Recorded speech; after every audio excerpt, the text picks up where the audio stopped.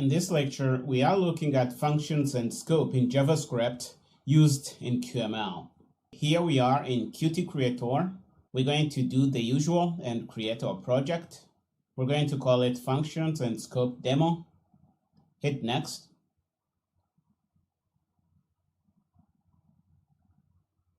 Choose our desktop kit and finish. Let's change this to functions.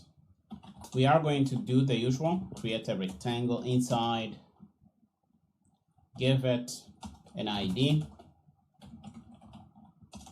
give it a width of 300, give it a height of 100, put it in the center, and give it a color of blue this time. On the root level, I want to define a function that computes the minimum of two numbers.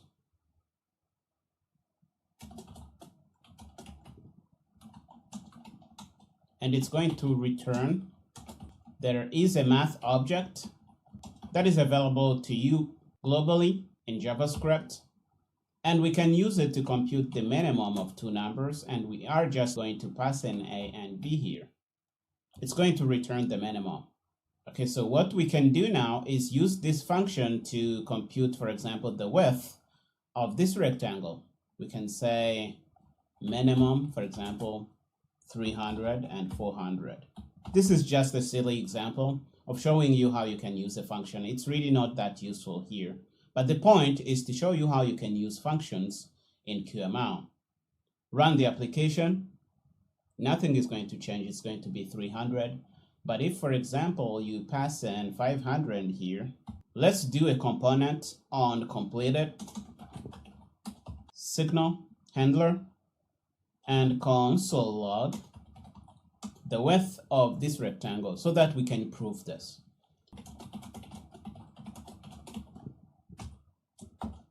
We use its ID. Let's run the application. It should show 400, and it's 400 here. So our function here is working correctly.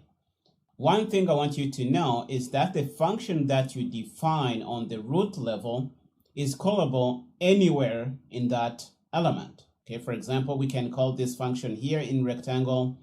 We can call this function here in component on completed. To prove that to you, we're going to take out this thing here and say main. The same thing we did there, 500, 400. Run the application. It works the same. Okay, you can call this function anywhere. But if we put a mouse area, for example, here, I'm going to show you something that is not very obvious. Let's make it fill the parent. And when it's clicked, we're going to do something as usual. We want to give this an ID. And define a function down here. So we're going to say function.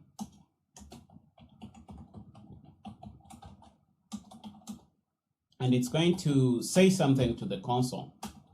For example, hello world or hello there. This is better. When we click here, we're going to say message. Okay, we define a function in this mouse area, and then we call it when we click on the mouse area. If we run the application, it is going to work as usual. Click here, hello there. This is a message that is coming from this function here. But one thing I want to show you is that you cannot call this sayMessage function anywhere outside without using the ID of this mouse area. So, for example, in the component on completed method, we cannot say message. Okay, you see that it's not even recognized. But even if we run, because sometimes Qt Creator doesn't recognize even valid stuff, say message is not defined. To be able to call this method that is nested in another sibling element, you have to use the ID. So if we use the ID of this mouse area, let's copy it, put it here and put a dot you're going to see that it is recognized. I think Qt Creator is even going to recognize that. Okay, you see that it recognizes it, and we have autocomplete available. Okay, if we run, when the component is loaded, we're going to see the message here, hello there. Even if we didn't click on this blue rectangle, it is coming from this place when the component is loaded successfully. I hope this drives home the point that to call a method, it either has to be defined in that element. For example, here in the mouse area, we define this method and we called it, okay? And any other child items of mouse area here are going to see this function, but you cannot call this method outside this mouse area. To be able to call a method, it has to be defined in the root level of the parent item or inside that particular element where you are calling the method.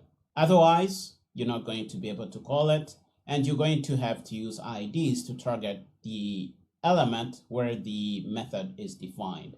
This is what we mean when we say function scope. It really means where we can use this function without having an error. Okay, this covers all we set out to do in this lecture. In the next one, we're going to see how we can import some external JavaScript code and use it in our QML file here. I'll see you in the next lecture.